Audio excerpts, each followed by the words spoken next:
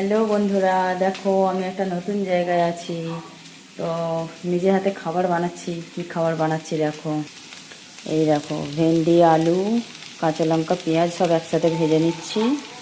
আর এখানে পরোটা বানাবো। আর এই দেখো, এখানে আমার ছেলে রসুন ছাড়াচ্ছে, ছাড়িয়ে রেখে দেওয়া হবে। আর এখানে দেখো বাবাজ।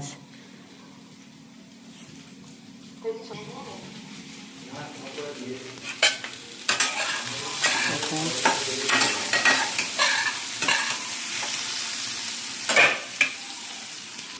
তো খাবারটা পুরো রেডি করে তোমাদেরকে দেখাচ্ছি। চলো চলো, আমার খাবার রেডি হয়ে গেছে। চলো, এই দেখো, এই দেখো, দেখে নিয়েছো? কে কে খেতে চাও চলে এসো। চলো, টাটা।